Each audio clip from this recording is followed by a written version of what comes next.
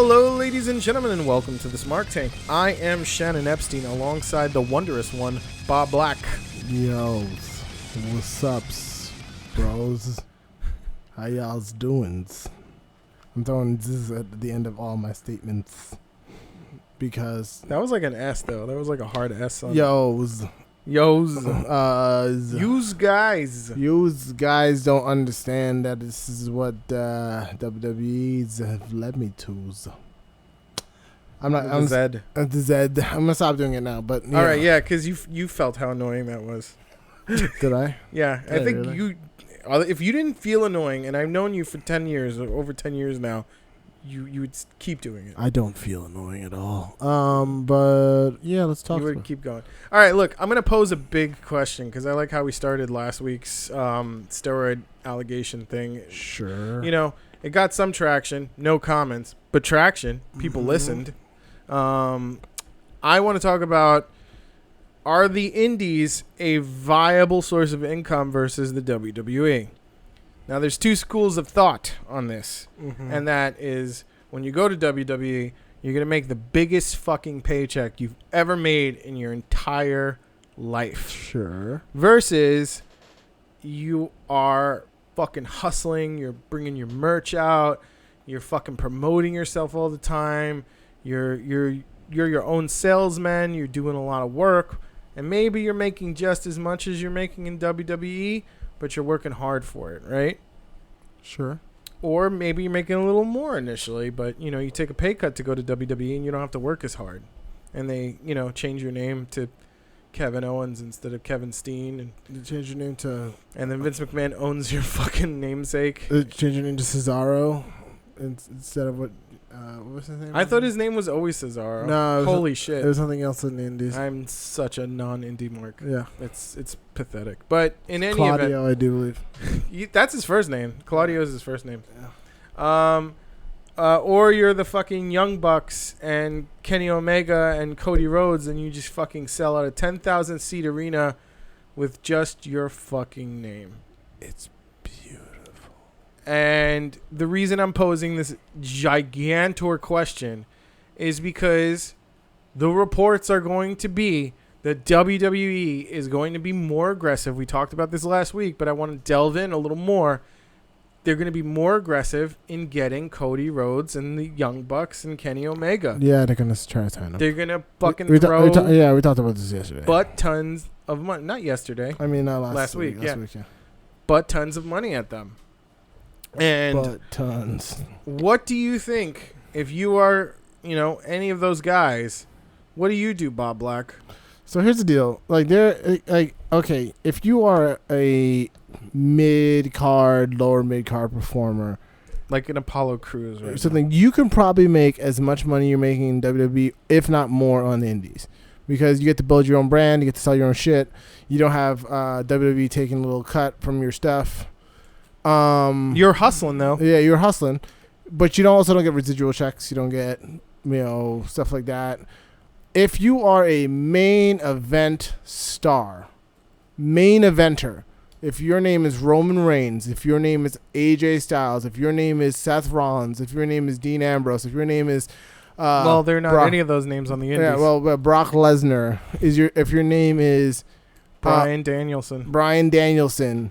If you are pushing like metric fuck tons of merch through the WWE, there is no comparison to the kind of money you will make in WWE to what you'll make in the Indies. It's just fact. You're gonna make more? You're gonna make so much more. It's not possible for you. Like, it's not possible for you to hustle that hard to make as much as you would make in your guaranteed money. Fuck out of here. No way. No. Like That's interesting. Yeah, I don't Batista, know if that's true. Oh no, Batista made I think during his first run, when they first pushed him as the Beast and whatever, he made at least a couple mil. Just from WWE. Just from WWE, and that's without that's 10%.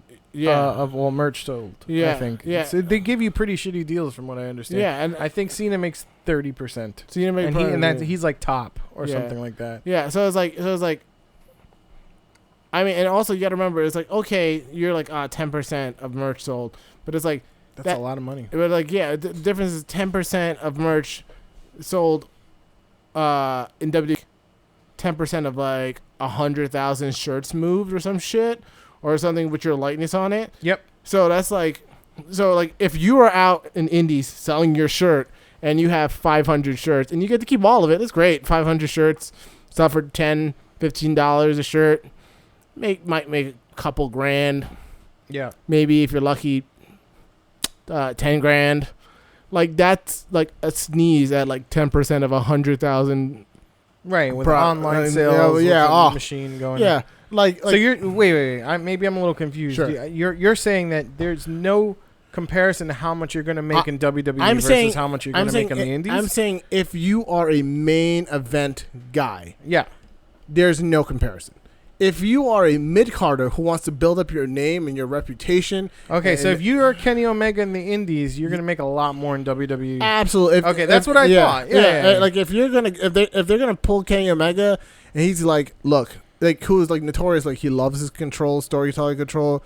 He wants to be, he wants to have input. He's not going to just be like, yeah, you can shove me in the mid-card and I'll fucking disappear. Because, like, that's why he left WWE's training program the first time. Well, that's why he left OVW. Right. Like, he's like, I want to be a main event player. I want to face Roman Reigns. I want to face AJ Styles. I want to face Finn Balor. I want to face all these guys. I want to face him in the main event. I want to have a title run. And they're like, okay. And he comes in there. They're not giving him mid-card money. They're giving him. Yeah, no, I know that. Yeah. Because he's like, I'm already making mid-card money. Probably upper mid-card money. Sure. In the Indies. So, like, Cody, Young Bucks, Omega, they're like, I'm making upper mid-card money in the Indies. If you're going to sign me, you need to give me more than upper mid-card money. And like, upper mid-card money is like what? Like Ziggler, I mean they offered Ziggler reportedly what $5 million 2 years or some shit. Yeah, it was whatever it was. It was pretty good. Yeah. He didn't have to stay the whole show. Yeah, and this is not even a confirmed deal. This is a bullshit deal that people were talking about. Yeah. But it sounds like something I can believe that they would throw at him. Like the Daniel Bryan, they're gonna throw so much money at Daniel Bryan. Daniel Bryan's a different level of person. Yeah. He's. I think though, I have this feeling. And this is just a feeling that he's going to leave. And not for a long time, but just for like a little bit because, he wants to go wrestle real people. You know what I mean? Like if fucking Kenny Omega and Cody and the Young Bucks are still out there roaming around, you can probably bet your bottom dollar he's going to go somewhere to wrestle him. Jericho style, He'll go somewhere to wrestle him. And then maybe come back to WWE in like a few months to a year. It's going to be interesting to see if... Because he's not going to piss Vince McMahon off that badly where Vince McMahon's going to turn down a meal ticket. You know what I'm saying? That's a question I have. Because he likes wrestling more than he likes money. That's true. The same thing that CM Punk said. CM Punk is a different brand. CM Punk said, I like my privacy... and I like doing what I want to do more than I like money. Sure, yeah. So I mean, after he had made enough of it. But Daniel Bryan sure as fuck has made enough of it too. And like I think they conserve their money. They're not like the type of people where they are frivolous with their money, where they're buying up properties. I mean, I think Daniel Bryan and Brie were renting properties. Didn't they move into his dad's house or something like that? They did, but I think they ended up moving to Phoenix or something like that. Right. Because she needed to be closer to her business and her brand. And sure. Sure. She's making a lot of money, Brie and Nikki. Their brand is, from what I can tell, doing very well. Yes. They don't have to wrestle. No. They would wrestle as a favor. Like getting in the Women's Royal Rumble. Like they're, kind of reaching legend status amongst what they've done. Sure. Yeah. So, I think the question is though with regard to Daniel Bryan is, does Daniel Bryan like wrestling more or does he like making money? And I think he likes wrestling more. I think he does too. But I think and I wouldn't be mad at him no matter what decision he makes. I think he has goals for his character. I mean, did an interview this week. He was like, I have goals for my character. I have goals for Like they were like, do you want to have the WWE title? Do you want to win WrestleMania? Do you want a main event? Do you want to win the Rumble main event WrestleMania? And he's like, yeah, sure, I'd love to do all of those things, but he's like, I don't have creative control.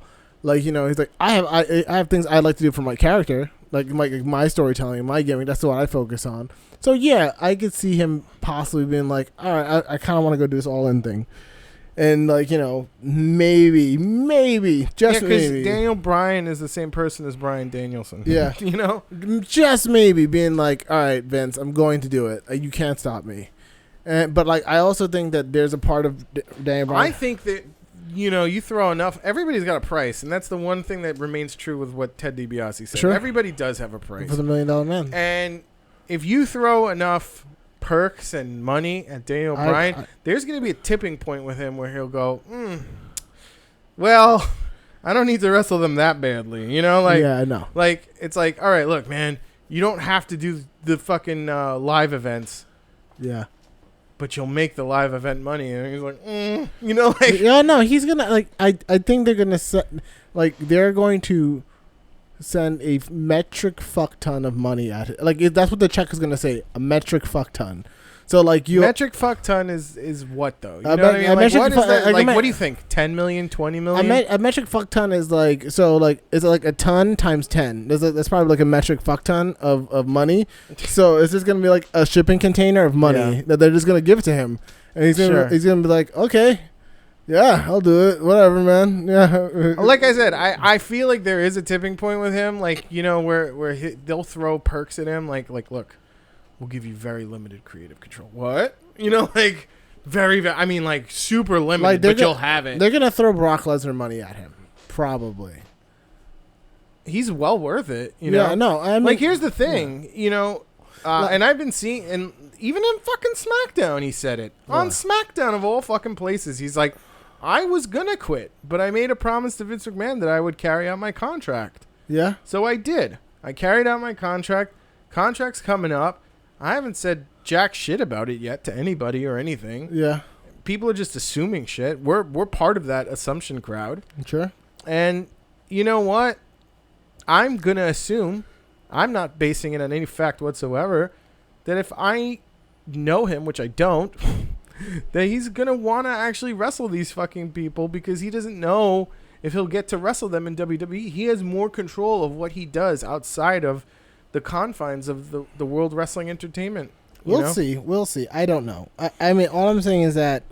It also could rub Vince McMahon the wrong way, and then he might not give him such a good deal. You know, because when you start pulling those kind of things, too, and they're master negotiators. Yeah. You know, like Mark Carano and all these fucking people. Like, look, here's the deal today. If you don't sign today, I don't know what it's going to be tomorrow. Sure. You know, sure. Sure, that's kind of their thing, yeah. I agree. Because it's fucking smart to make business deals like that. Like, look, I don't know what it can be tomorrow. You come to me tomorrow, you don't sign this contract now, could be a lot less. Maybe. Could be a lot more. Could be a lot Who more. knows? Bet on yourself, as Edge would say. Edge was a very smart man. Bet on yourself. If you have talent, you know you have talent. Bet on yourself. I mean... Be smart. Don't be don't be an idiot. You know, don't be like, I'm betting on myself, and just be like, I'm Buddy Murphy. Buddy Murphy. But stop it. Let's not shit on Buddy Murphy. I actually like Buddy Murphy. I just named somebody off the top of my head. He actually is doing really well. He's doing really well. I just was like, I'm Buddy Murphy, and I'm betting on myself. Like who's a guy who's like bet on himself, and it's clear he's not worked out. Like, I'm Simon Gotch. I'm betting on myself, and like, okay. No. Simon Gotch. I mean, he's got some scathing remarks over. More. It's made the rounds. He's fantastic as a commentator right now, as a wrestler though, not as successful. Yeah, I mean, like, I'll be honest, I didn't see anything of Simon Gotch's that I was like, oh my god. Yeah. What a memorable match! Except what he did with the Vaudevillains. That was. You know what I mean? That was his gimmick. That was his great gimmick. Yeah. But it was just fun to watch them because they were just like so obtuse and out of place. You know what I mean? And like it was kind of like I wanted to cheer for them just to cheer for the old timey stuff. Yeah. You know. They were weird. They're like Deuce and Domino. They're a weird gimmick. You're like, oh, okay. But I liked it just because I liked it. But then like I don't know what it is. Like once these gimmicks go to the main roster, fall apart. I don't even want to see it. You know, like it's like I remember when Justin Domino I was so proud of Yeah. both Enzo and Cass and the Vaudevillains when they came up, because I felt like these were my children and I was Yeah. watching them grow. Nope. And then I saw what they did to Ascension, and I was like, wow, what a waste of a push. Yeah, they just And they're doing it now to Authors of Pain too. Doing it to Authors of Pain. They're doing it to they're kind of doing it to the Revival. You know what would be smart is if they did what they did with Brock Lesnar with most of these new kids. Honestly, they looked at They did it with Kevin Owens, and it really worked out for them. I did For a little bit. I mean, I don't know how they decide who they like and who they don't like. It's Vince and Kevin Dunn in Gorilla, and they go, "Ooh, I like him." Yeah, well, yeah. I mean, Kevin Dunn. I mean, all I have of stories of Kevin. Because I don't even think fucking Triple H can Yeah. even come into that little bromance that they've been having for the past 30 years. Kevin Dunn. The only story I have on Kevin Dunn is the one that Jim Cornette tells about, basically kind of like making him cry, and it's one of the most hilarious things I've ever heard. Oh my god! You know, and I don't know this story, but it sounds fun. I'm sure I can look it up on YouTube. Yeah, apparently watch it later. Yeah, it's really hilarious. But Kevin Dunn strikes me as the kind of person who doesn't get wrestling, and is kind of just a TV guy. He's a yes man. He's a yes man. Yeah. Like, oh, I like him. I've seen wrestlers who kind of fit into that box of good wrestler. Yeah. What is a good wrestler, Kevin Dunn? I don't know. I don't know. The guy. He's he would be like John Cena. I'm X-Pac. I'm X. Actually, fucking X-Pac 1-2-3 Kid was probably one of the most fucking underrated wrestlers. He's fantastic. As a 1-3 kid, he was one of the best wrestlers of all time. X-Pac kind of like is like when he lost his way. Except for X-Pac and Kane. It was like a character choice though for him to not be as technical. Yeah, except for you know what I'm saying. X-Pac and Kane was like one of the best tag teams that people don't anymore. And it was amazing. Had a great storyline. It definitely and that was did. like one of my favorite. I always talk about that. I always talk about that with you. The X-Pac and Tori Christmas story. Honestly, that betrayal was so real and so vicious. I wanted to watch that more than I wanted to watch whatever Stone Cold was doing. Yeah, and I was just like, "What is going on?" No, he was going to be in DX. What is this? Why Kane was going to be in DX. They promised him the fucking neon green tights. And I'm just like, what? Oh my god, how cool would that have been if Kane came out in like a neon green DX fucking onesie? I remember with a mask that, I just remember when they had like the Tyrantron together and it was like started with Kane's music and it turned into DX's music. I was like, what is it? I was like, what is going on? This is. You know what I noticed? Like Baron Corbin got a pop this week for his music because I think everybody thought it was Kane. Probably, yeah. His music is not fitting his character anymore. No. You know? I mean, he's always kind of reminded me of Kane as like a big guy. I wanted to fucking see The Undertaker when I heard Baron Corbin's music the other night. I was like, oh, The Undertaker. Oh, I mean Baron Corbin. Yeah, right. Doing it.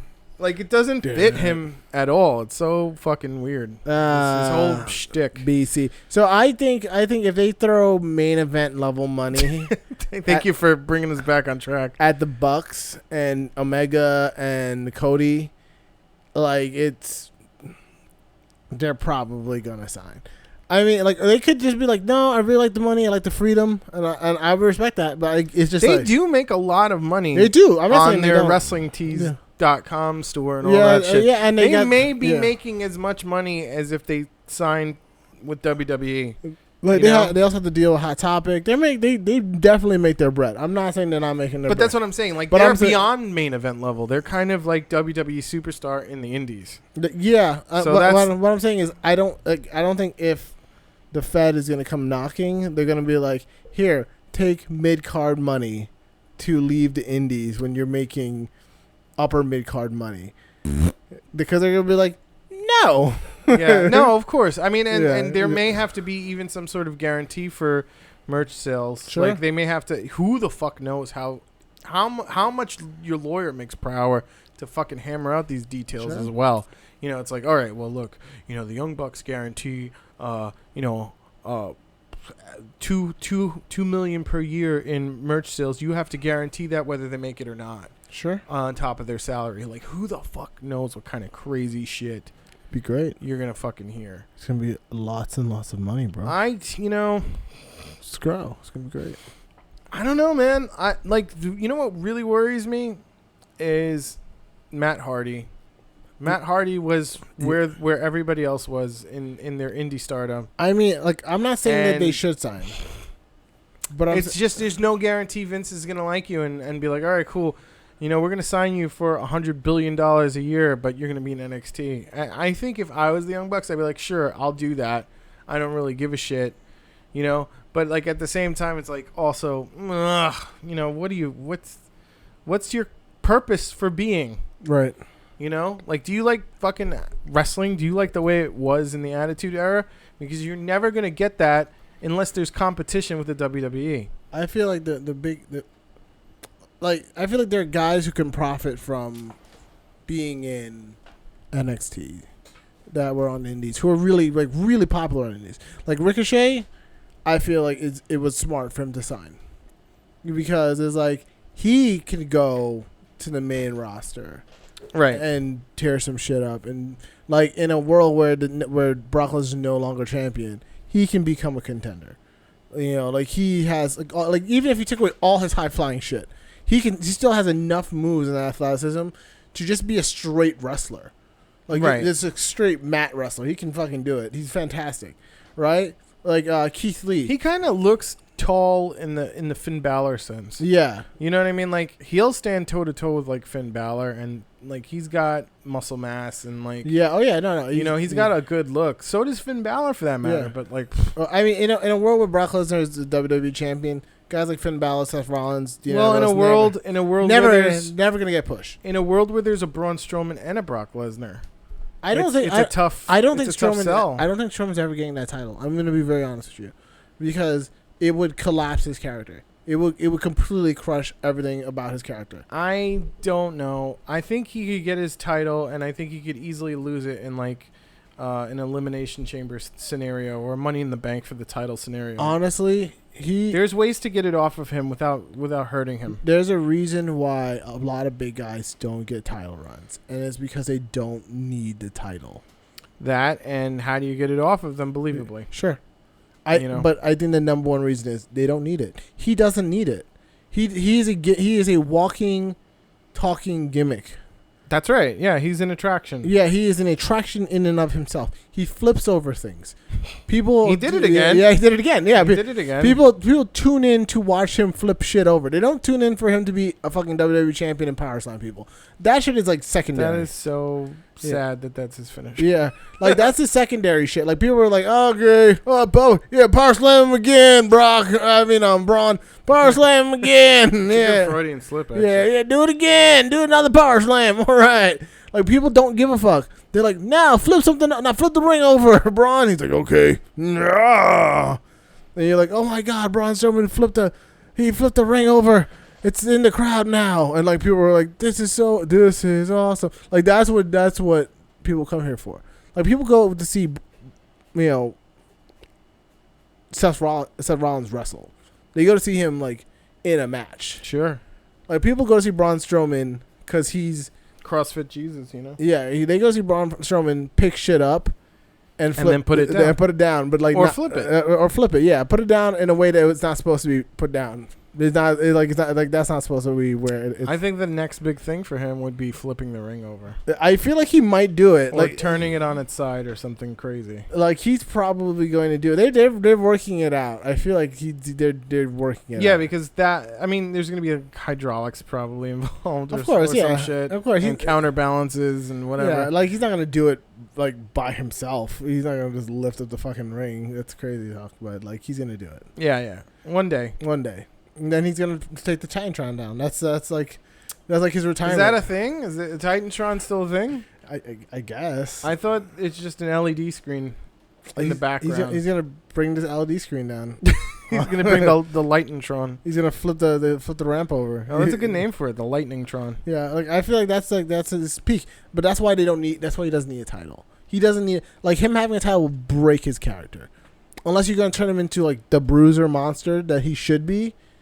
like at this point, that breaks his character. Like him having that belt makes him. I believe that Finn Balor could beat him for the title after I watched them have a really good match. Yeah, it makes him like if he gets that title, he's just another guy.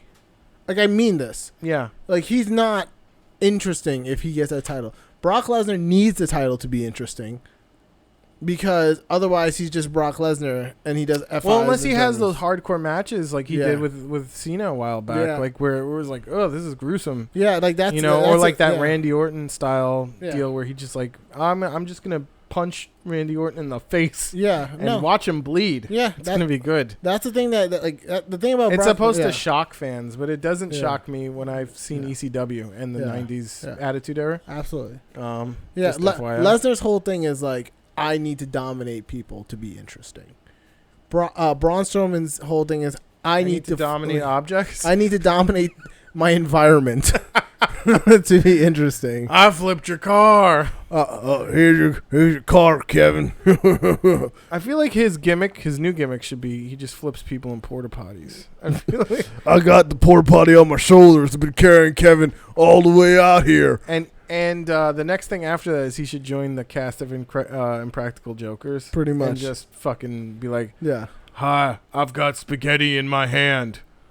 Can you hold it for me? You know, like that kind of dumb shit. Get these hands. And then they're like, I'm not holding it for you. Yes, you will hold it for Braun. Fucking scare them into holding like if there's objects. any title that he needs to get, it's the $1 million title. That's the like Ted DiBiase. I would love for that to come back. Ted DiBiase needs to come back and give him the $1 million title. And you know who needs to come back? Brock Lesnar. He needs to bring his title back. No, like but like that's the thing. Like Brock Lesnar needs to beat people to be interesting. He needs to like if he loses all of his momentum. Braun Strowman can lose. And it doesn't hurt him. He lost the Elimination Chamber. He got pinned. Then he got up, and then he beat Roman up again. He got pinned by Roman Reigns. That did not hurt him at all. It didn't kill his push. It didn't do shit. You know? It's like... nor would it. Yeah. Like, and he also is the greatest Royal Rumble champion. Yeah. Nobody even talks about that. Yeah. Like another wrestler... talk about that. Yeah. Another wrestler that would kill their push. Like Roman Reigns hitting you with 2 spears and pinning you in the middle of the fucking ring clean. Your push is done. It's over. You're back to mid-card, bro. So it's like it's already been proven that he doesn't need to win. Right. Because it doesn't matter. He's not about the wins. It's about him being Braun Strowman. I'm 6'5" and 300 and whatever pounds, and I flip shit over. That's his gimmick. Right. Brock Lesnar's like, I'm big, and I went to the UFC. And I won a title in the UFC. Yeah, I won a title in the UFC. I'm marketing that. Yeah. And I'm dangerous. Look what I did to Cena. Look what I did to the Orton. Yeah. Look what I did to Roman Reigns. Look what I did to Strowman. Look he beat Strowman clean. Yeah, look what I did to Strowman. Like that's his whole thing. Like I beat people. Right. You know. Speaking of Brock Lesnar, I've been seeing that meme going around where Brock Lesnar is champion for 434 days as of today, or whatever. Sure. And he's only defended his title 10 times. Good. And CM Punk has defended it at this point 110 times. I mean, yeah. Because it's CM Punk. No, it's hashtag marketing whatever, or what it is. Or fucking having Paul Heyman as your advocate only does something if you're Brock Lesnar. Pretty much, I guess. Lesnar. And since I'm bringing up CM Punk, we didn't know what the story was last week with the Colt Cabana, but we do this week. Awesome. Go tell me, please.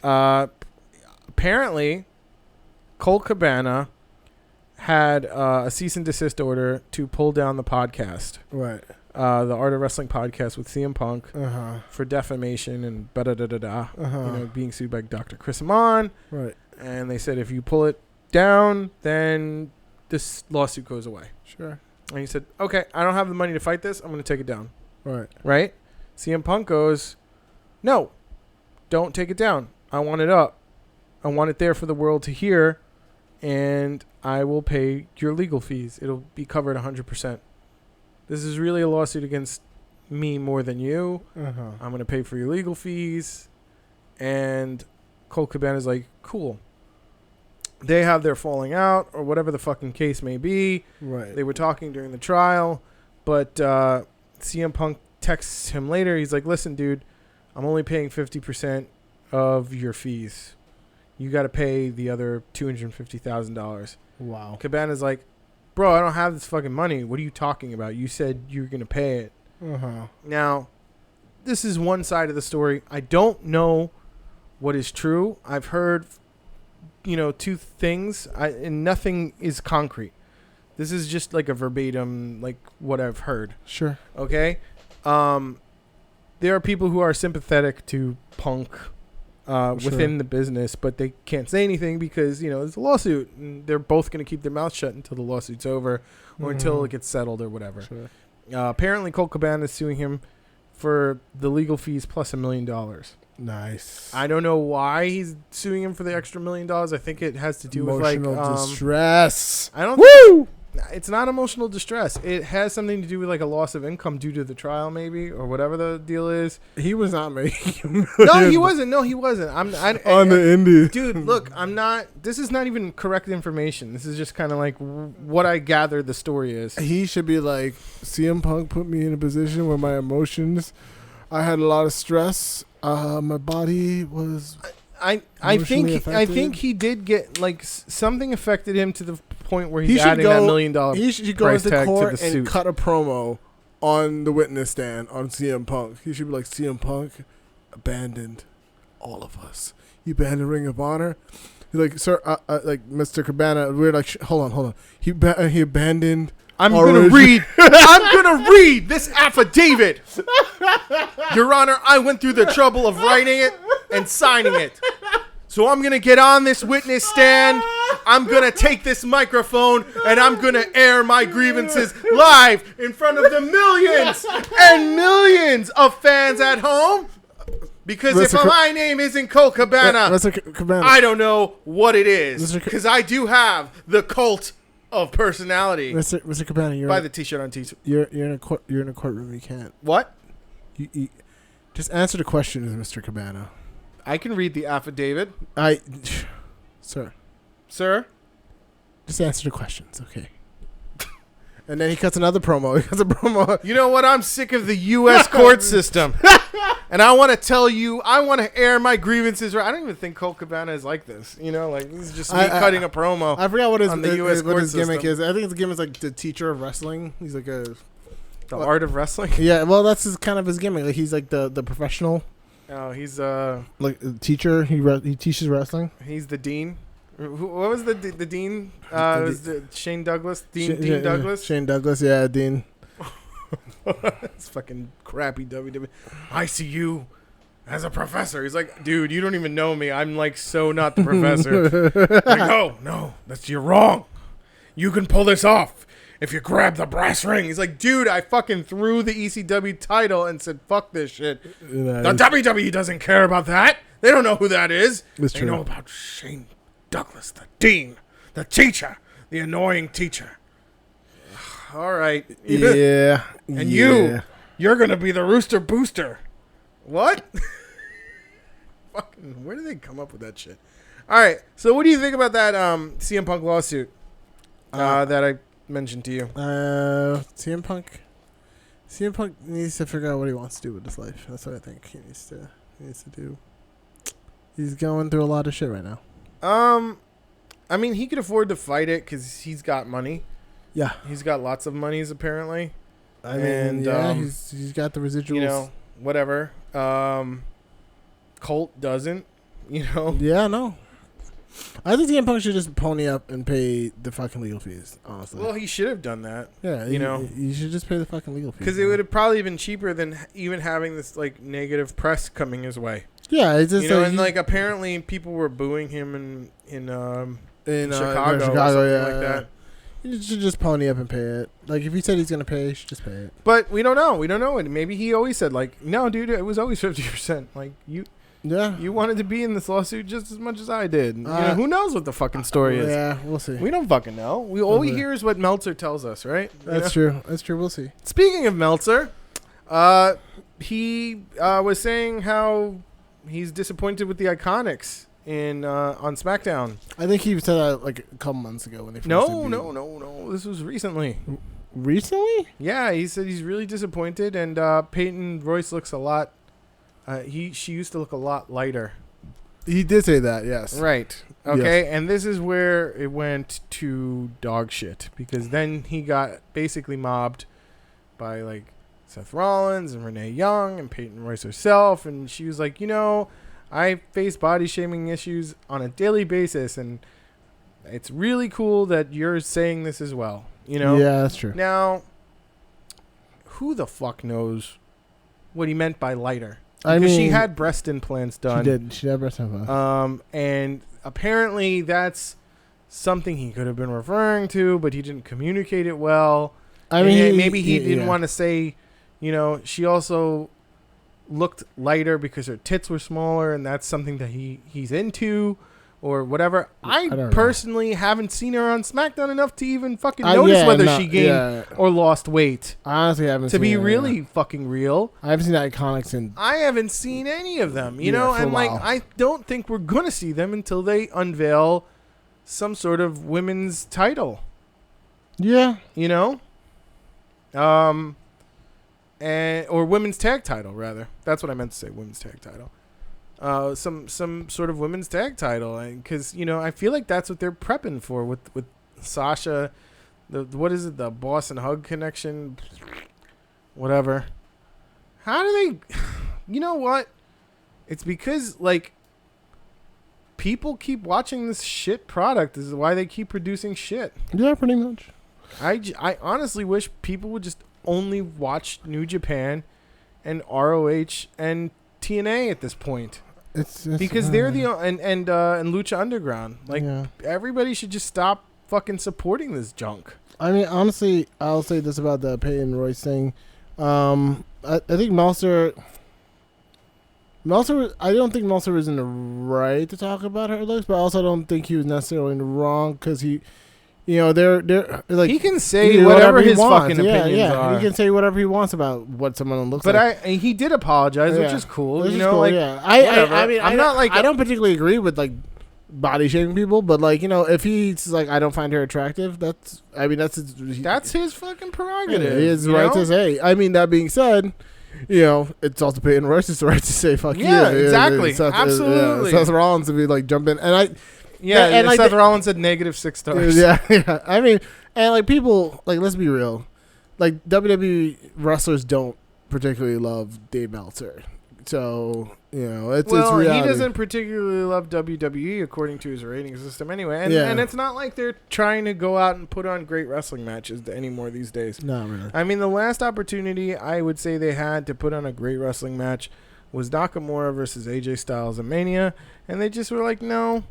And then they tried again like 3 other times, and they couldn't even come close to capturing the magic that they had in their final encounter before Nakamura just stopped going for the title. Yeah, sure. And that was when the feud ended. They were like, all right, let's give the fans the fucking title match they always deserved but never got to see. Yeah, it was weird.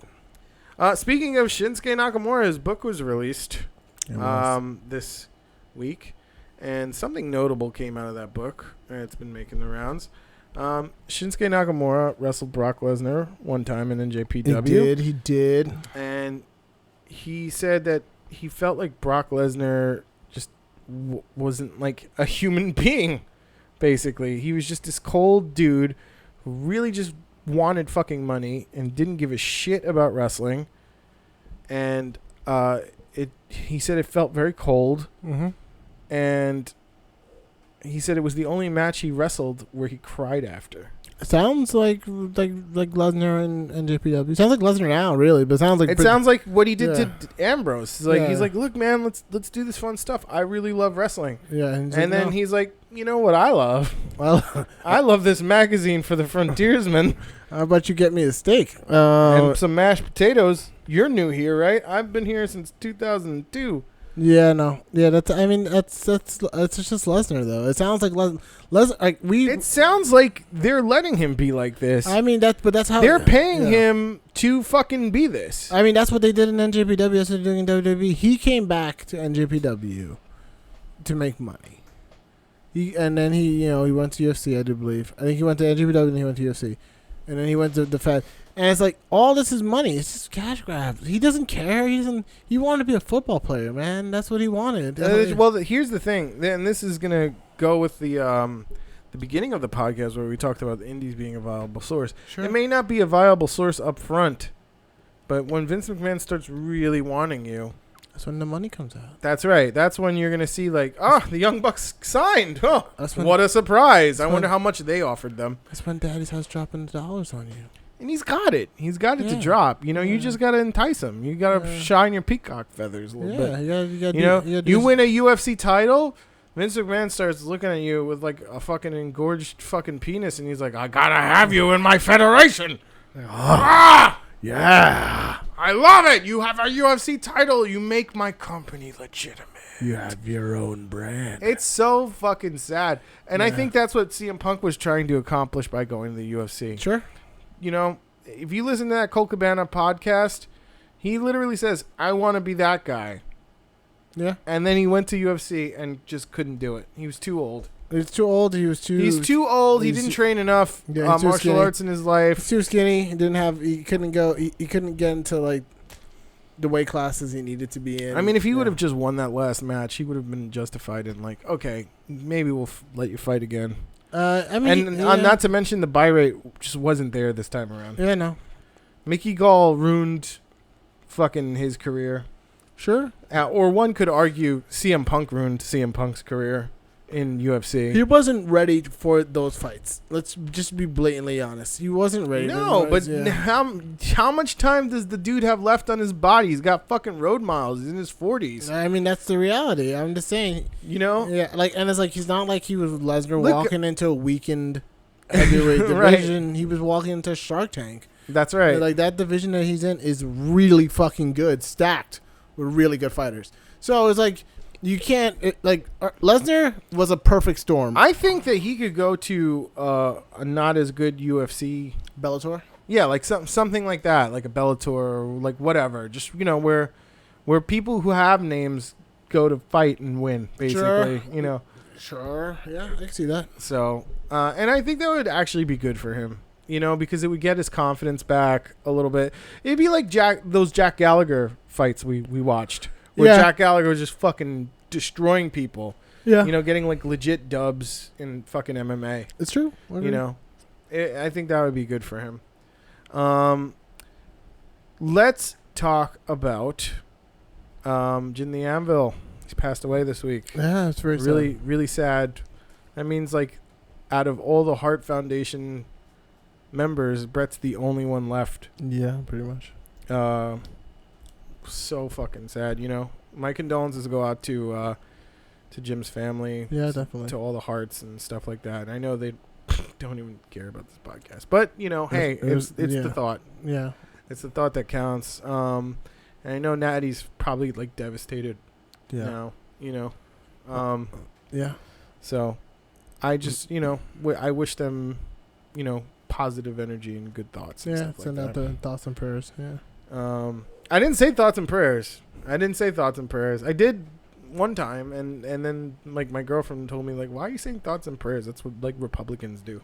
It's like, yeah, it's true. That's all they have is thoughts and prayers and not solutions. We're not that show. Wow. We're not that show. Wow. We're not that show. Taking it in there. Okay. I make no secret that, I lean way to the left, but it doesn't matter. That's okay. Because it's not that show. It's okay. We're talking about wrestling. That's cool. Where Donald Trump got a stone cold stunner. He definitely stunned Vince McMahon. And Donald Trump stunned Vince? Didn't he? Oh, no, he just jumped on him and did a Luther. So Stone Cold Steve Austin stunned the president. He stunned Donald Trump. Yeah. And Donald Trump got the jump on Vince McMahon and punch him, fake punch him. It was good. It was a time. Sure, things happen. Dean Ambrose is back. Dean Ambrose is back, and he is jacked. I want him to turn on Seth so fucking quick. He looks like a heel now. He looks like he's going to fucking eat somebody because he's been pent up at home. He's just been working out. He wants to fucking use... All he's been doing is working out. Like he's like rehab, workout. That's all you're going to do, bro. And he's like, oh, man, just want to get back. Yeah, he looks so fucking much bigger now. I mean, that's how Edge looked when he came back. When he first came back, like with the lead in. Yeah, because that's why an injury is sometimes good, because it's like Jim Cornette says, "How can I miss you if you never leave?" Yeah, and it's like when you get injured, all you do is work on yourself. Yeah, basically. physical rehabilitation, which is basically physical training to like rebuild the muscles, and then you end up you can't eat all the shit that you used to eat because you need to heal, so they like put you on like a special diet. So like, and it's like you're not on the road, so like you can actually diet now. You can't. You can diet. You can train. You can train. Yeah. So like every time, everyone comes back looking fucking ridiculous. Like remember when when Drew McIntyre left? And he was tall. He was always tall. I think he left because of an injury, right? Yeah, he left because of an injury. They fired him while he was injured, which is such a no-no. It's a dick move. But like he went on to Indies and he's like, all right, I have time to like diet and to like train. And he came back looking like Hercules. He's Jinder Mahal. Fucking really hungry now, and he's really like he knows how to fucking market himself in WWE better. I think. Yeah, he's gonna get a big push, like eventually. He doesn't. You know why? Because he believes in himself, and when you start believing in yourself, other people will believe in you. You know, it's tough because what they do to you in the WWE can really destroy your confidence. It's like what they did to Sasha. Yeah, she's just like she's at an all-time low. I don't think she'll ever get out of it again, unless she starts, wrestling on the fucking indies or whatever. Yeah, I agree. And I'm saying, like, I think these are moves that you should make, and that's why I said it earlier with Daniel Bryan. I said, fucking get out, go out for a little bit, wrestle some real opponents. Yeah, make your matches special, because they're not special on a SmackDown. If they only give you 10 minutes of TV time, and then everybody else gets like 10-minute promos that suck. That's what you're working with.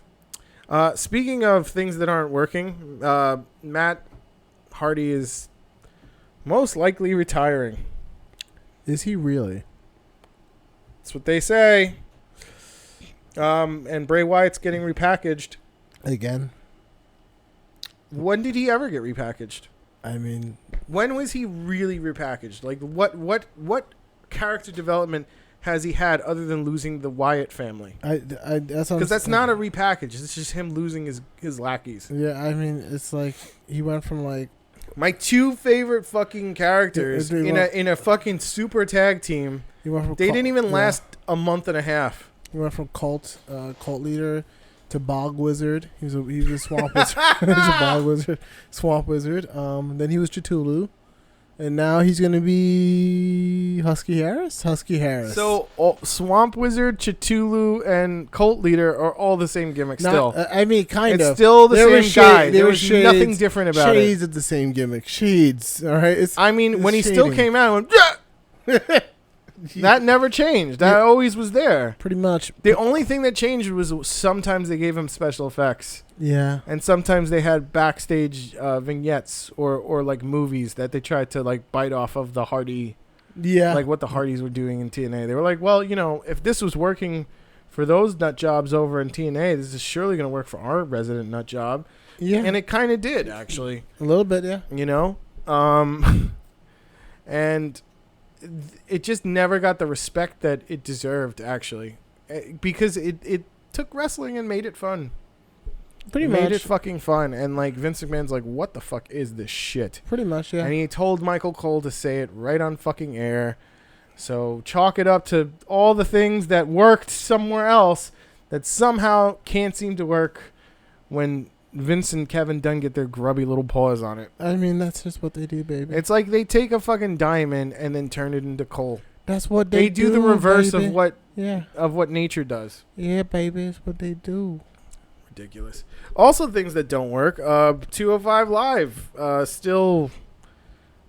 Wow, what a roster of talent. Yet we still can't make this a watchable product. It's watchable. It just is like the wrestling is watchable. The wrestling is amazing. It's the packaging. It's more than watchable. Yeah. The pushing. It's just the packaging and marketing is atrocious. And it's very clear that they don't consider this a serious product. And it's sad. Because it just sets a precedent for the rest of their products, kind of. For me. Because it's like, if you don't care about the product that you think that has the least, marketability. You're not going to care about the product that has the most marketability. Yeah, it starts from the bottom. Yeah, it's like if you can make your least marketable product a success, then the rest is easy. Like if people are like, I'm into the hardcore division.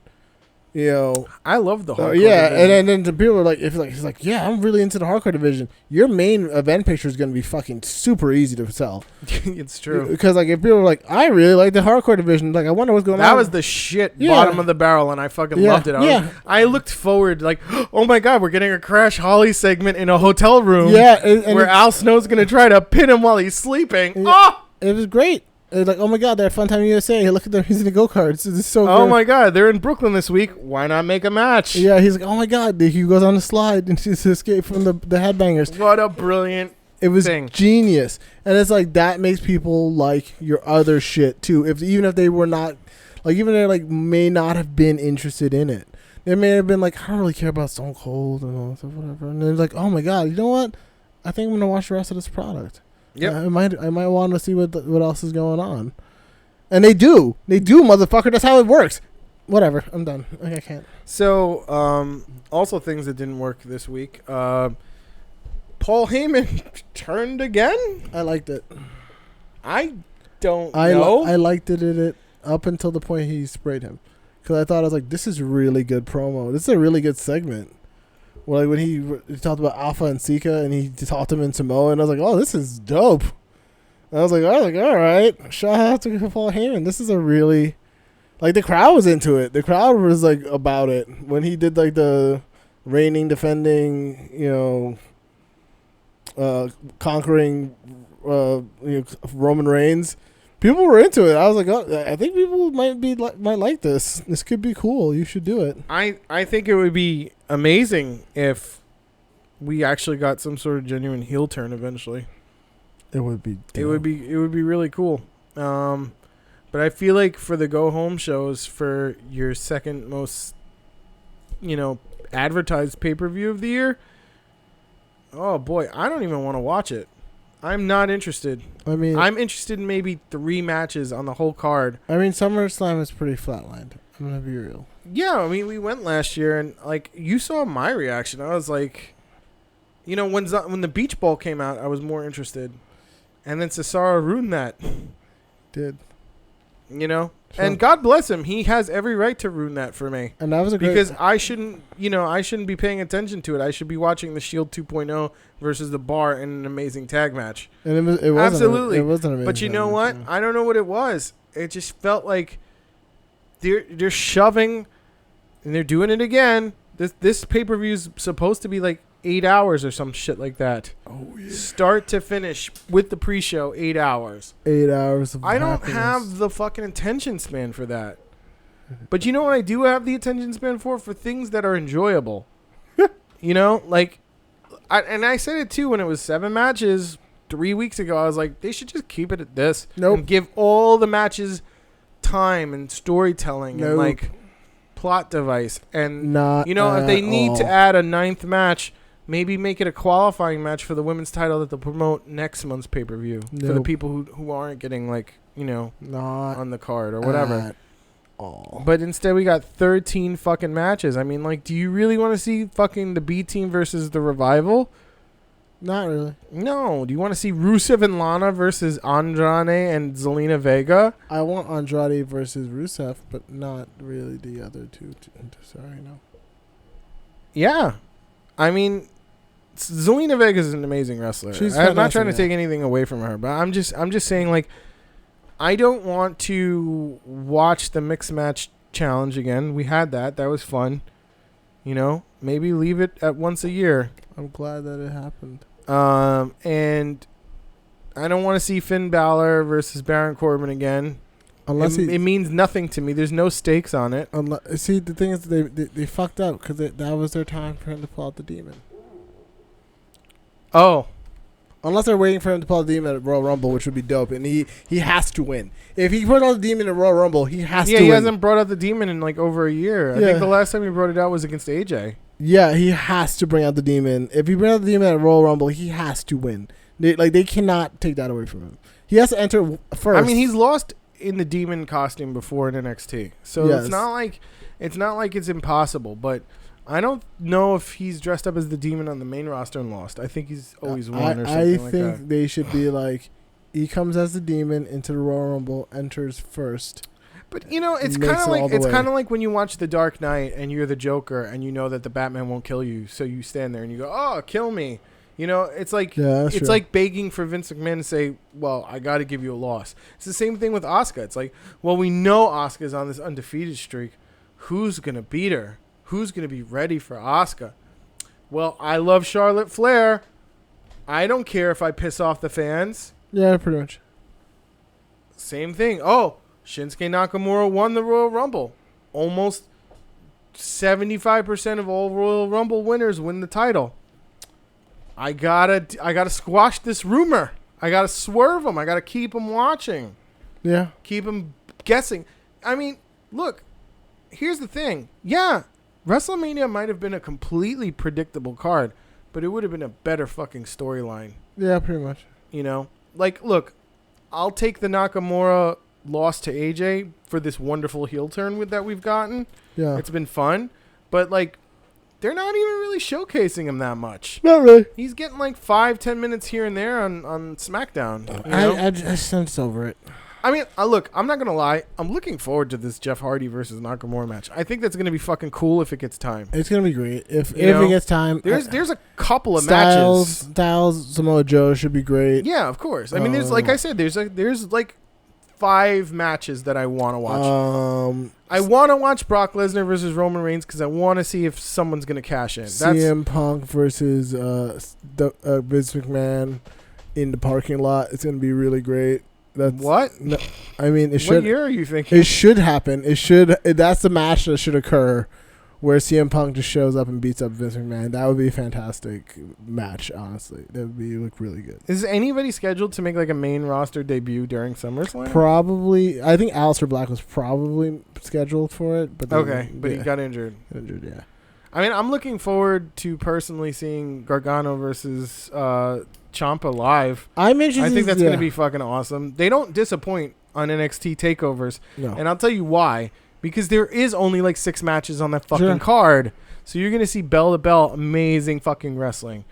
You know, you're going to see amazing wrestling because it's going to have the time it needs. It's like having the length of SummerSlam, but with the match lengths or the match structures of a Raw, Yeah. with no commercials and no promos. So it's just fucking good wrestling. That's Yep. all you're getting in NXT. Pretty much. Yeah. You know? And this is not rocket science. Jim Ross has said it time and again. He said, I think people don't watch wrestling for acting, and they don't watch wrestling for promos. You know? They watch wrestling to watch wrestling. Pretty much. Yeah. All the other stuff, like the promos and the acting, is a bonus. Yeah. Pretty much. You know? So Yeah. take it as what you will. But look, I'm looking forward to Brock versus Roman. I feel like there's a lot riding on it at this point. I know that if Roman loses again, like that's got to be the fucking end for him. They're gonna. Yeah. He's got to be done. You know, like He won't be, but he's got to be. yeah, like well, at least his push is officially in the grave. You know, Yeah. like the fact that they were able to recover something from that greatest Royal Rumble loss is, you know, pretty amazing to me. Like that was a luck stroke for Roman because I don't think it was supposed to go down like that. No. Lesnar was probably supposed to roll out of the cage first, Yeah. Pretty much. you know. So now, whatever, they're like, oh, let's just use it. Let's use some bad luck, Yeah. make it good luck. That's a good story. I don't care about Alexa Bliss in any capacity right now. Should say 'Cause- character over and over again. Yeah, it's just, you know. All right, I get it. You're a snarky person. All right, cool. AJ versus Samoa Joe. I mean, if that match gets the time, I'm gonna be really happy with it. I'm gonna really look amazing. forward to it. I don't look forward to the Bludgeon Brothers squishing the New Day. That could be lame. I don't look forward to Carmella in the triple threat match, you know, because like I feel like she's just gonna retain it because they're like, oh well, we're probably gonna have a couple of title switches, so you know, Sure. Carmella's gonna keep hers, and Cedric Alexander versus Drew Gulak should be fucking amazing, but it's gonna be on the pre-show, and At least he's gonna get time. It's gonna be great. And they don't promote 205 Live well at all. Yeah, they don't you push it know, at they all. just don't. Yeah. And I know Drew Gulak can really telegraph a match really well. Like, he'll make you fucking get out of your chair and cheer for fucking Cedric because, you know, that's what a heel's supposed to do. Yeah. It's like, it's going to be amazing, and it's going to fucking suck at the same time. And I guess I'm looking forward to Dolph Ziggler and Seth Rollins with hopefully a Dean Ambrose heel turn. I don't know why he would turn heel at this moment. I'm just mad at you, Seth. Yeah, I was sitting at home eating Cheetos and I realized it was your fault. You know what would be interesting if Seth wins the IC title and then Dean just turns on him. He's like, "Yeah, this is my official challenge, by the way," and then does the classic Dean Ambrose wild card shit. Wild card. Yeah. You know what I'm saying? Like wild that would fit. That would kind of fit his character, I guess, a little bit. He'd just be like, "Yeah, I don't give a shit." Wild card. So, like I said, there's 5 matches.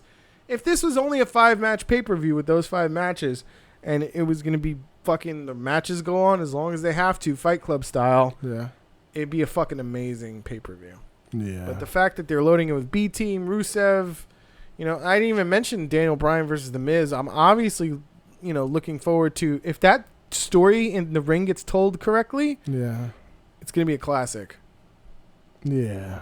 And I know Daniel Bryan, you know, like, look, Miz is pretty fucking okay. He can hang. Yeah, he's gotten better. He can hang. Daniel Bryan can definitely carry in the areas that he's lacking. You know, and I think just some amazing story. Like, I would love to see fucking, you know, Miz slap Daniel Bryan right in the face. That would be fun. Just like a fucking real hard slap. Like, don't you ever tell me, and like just shouts at him right in the middle of the ring. No promo, just shouts at him. Don't you ever tell me ever again I wrestled like a coward. You're a coward. You know, just something like that. Just like, you know, just like Velveteen Dream, like go back to bingo halls when he was facing Ricochet, which was amazing. Just fantastic in-ring storytelling. That's what I'm saying. Yeah. It's like the groundwork has been laid for this feud since NXT in its first inception. Yeah. Which they finally aired the video package. They were like, Yeah. "Look, we gotta do something. This feud should be amazing," and it's got no They got no heat. got no heat at all. Yeah. They fucked it up because honestly, Miz should have been fucking with Daniel Bryan just the minute he walked back into SmackDown. He should have been like, he should have interfered with. Actually, I think Daniel Bryan should have been fucking with him. Like, I'm here to wrestle now. You want to get in the ring, and then you know, like he should have like she should have interfered with Cass. He should have been like every chance he got fucked with Daniel Bryan. Every possible chance. Actually, that would have been nice if Cass got the rub. Yeah, because of from the Miz interference or something like that. Yeah, that would have been fine. Yeah, but it would also would have been fine if like Daniel Bryan was kind of just like chasing him around a little bit, that's like cool. in catering, like oh hey. Me. Mike Mazarian, eh? Hey, Mike Mazarian. You know is that Mike Mazarian over there? Yeah. I'm sorry. Carmella, do you see a Miz, an A-lister? Oh, you know we what are so blessed to have him here in catering. You know what I've been thinking about, Miz? Thinking about when I see you in a match, it's just gonna be knee to face, something like that, like kind of like the way Shinsuke was taunting, but you know, with better English, you know, where he's just like kind of like, oh man, you know what I dream of every time? I have the best dream in the world. I dream of the day that I called the Raw general manager Kurt Angle and I said, as my last act as general manager, I'd like to trade the Miz to SmackDown. Yeah. And then I just smile on my face, but yet I don't wrestle the Miz. Why is that? Oh, right, because he wrestles like a coward. Wow. You know what I mean? And like you could just keep going back to that. Yeah, you could. You could keep driving that in. Yeah, I don't know. They don't know what they're doing. Like written well, this storyline could go to WrestleMania, but it won't because they just can't. They don't know what to do. Yeah, it's just gonna lose fire at some point. Yeah. You know, like it's a shame when Shinsuke Nakamura and AJ Styles feud first started taking off when it was ending. Pretty much, yeah. Because, like, if I could turn Diamond into fucking shit the way they could, surely they can do it the other way around. Yeah, pretty much. Surely they can fucking heat a feud. I know it's not impossible because wrestling's actually really fucking easy on paper to kind of just write a storyline. Pretty much, yeah. I mean, we're talking about children and stuff a lot of the time. We're talking about AJ Styles. What if Samoa Joe just fucking turned around and pulled a Raven and had one of, like, AJ Styles' kids just worship Samoa Joe? You know what I'm saying? Like, if there was anybody who could fucking pull that off, yeah, it would be Samoa Joe with his fucking very intelligent promos. Like, look, AJ, I hate to tell it to you. It's not my fault that your kid loves a real man and wants to have a real man role model him instead of a scrawny pipsqueak like you. And then just like that would set him off on an acting level. Sure. You know what I mean? Where you just go into it like very fucking Stanislavski or whatever the fuck it is. Method acting? Yeah, you just method acted that shit real fucking simply. Yeah, that's true. You just fucking get into it. You like, well, what if he really told you that? What would your reaction be? And he's just like fucking wail on Samoa Joe. It's like, and then Samoa Joe will have like a shit-eating grin on his face like, yes, we're doing it. You know, like, yeah, we're fucking getting in your head, we're bro. getting some fucking heat going on here. Yeah. Yeah, well, I mean, and that was kind of cool thing about Talking Smack, which a lot of you know, due to the Daniel Bryan storyline, people are talking about Talking Smack again. Like, wow, I missed that show. It was fantastic. Wow, that show really built feuds well. Yeah, no, yeah, but no, we don't have it anymore.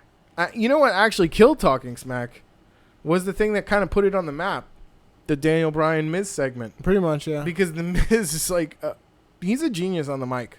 He's he's super intelligent. He's like probably one of the best. He just fucking took one thing that Daniel Bryan said, which is like, I don't know, to me you wrestle like a coward, which is just like a rib. Yeah. And we all know it was a rib. Yeah. And then Miz was pissed off that day, so he just like fed into it like, I wrestle like a coward.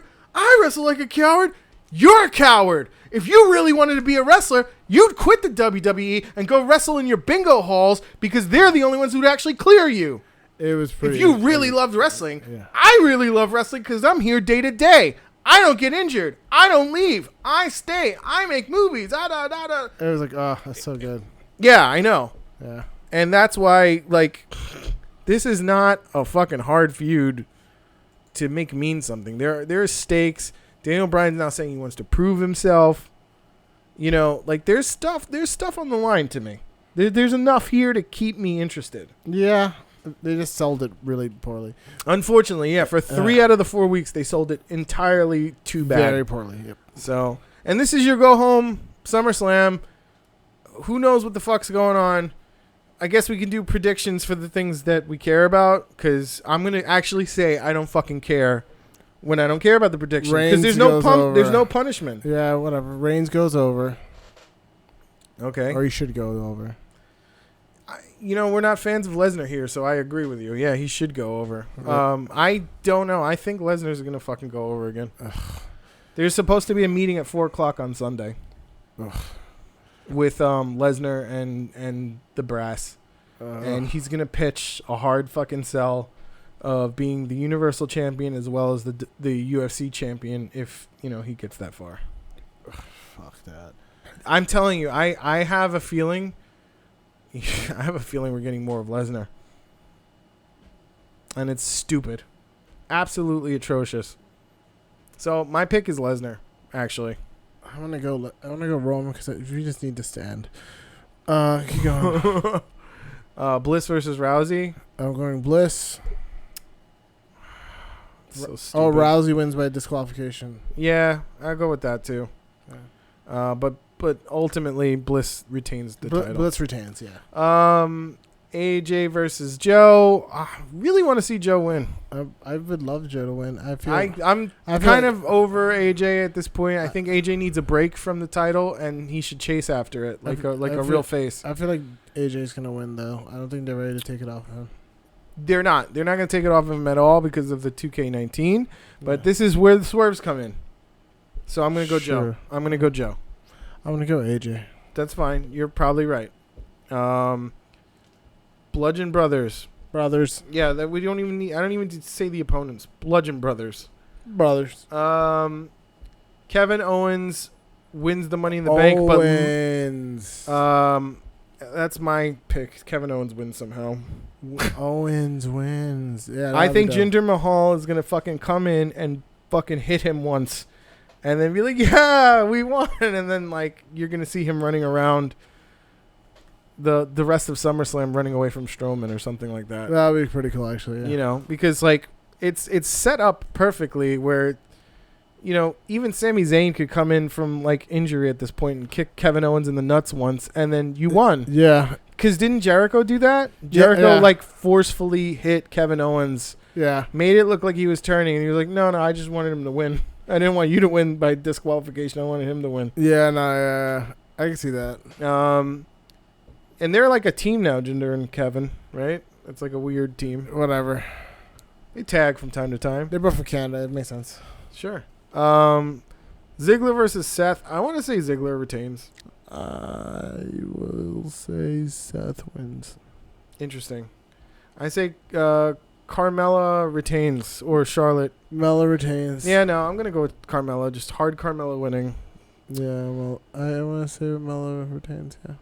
I'd like to see Drew Gulak win against Cedric Alexander. Cedric, I think, is going to keep it for a little bit. He's had it for a while already now. Yeah, I feel like he's got probably another couple months running to him.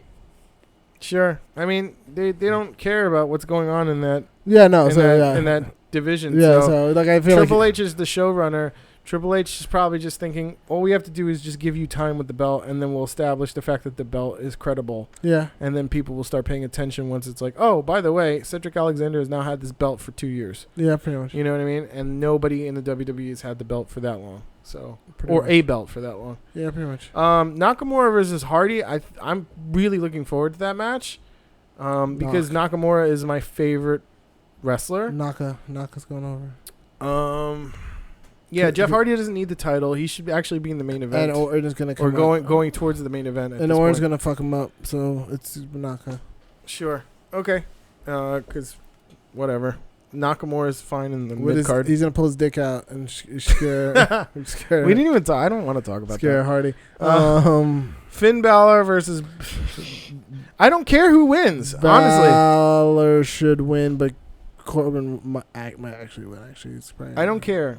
I don't care who wins either way. I mean, why do you make these matches that I don't care about? Like, why should I care about anything that Baron Corbin does? Because, like, where does it lead for him? He's still going to be the constable at the end of the day, so why does he need a push? And Finn Balor could at least go to a title, so, like, Finn Balor should win. Yeah, he should. Realistically, because Finn Balor is the only person who actually needs a win to look credible when he says, all right, I want to fight Seth Rollins for the IC title. Yep.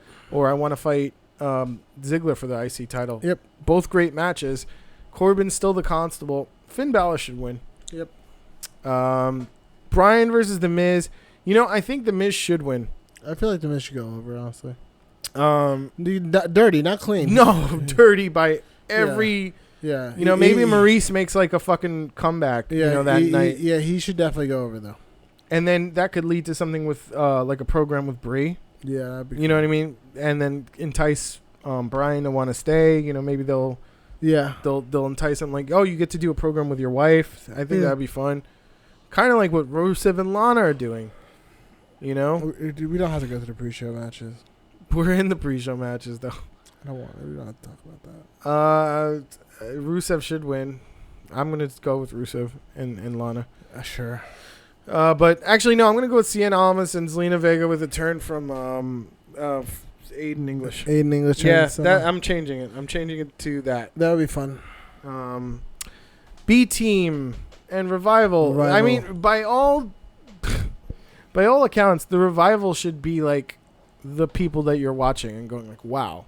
These guys are amazing. They have a win over the main event guys, thus saying that they're top guys in the tag division. The Revival should win. The Revival absolutely should win. The B team will probably. But who's gonna like take the titles off the Revival? Authors of Pain? This isn't NXT.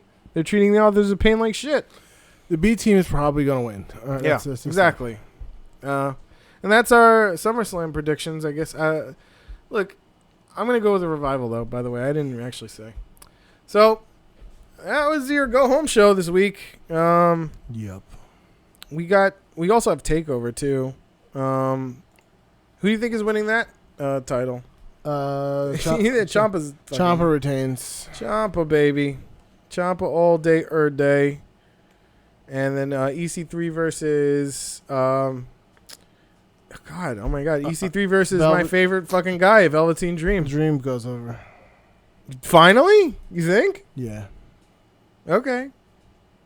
I think Undisputed Era will retain. Sure. I think Ricochet will win. That would be dope. That would be a title change.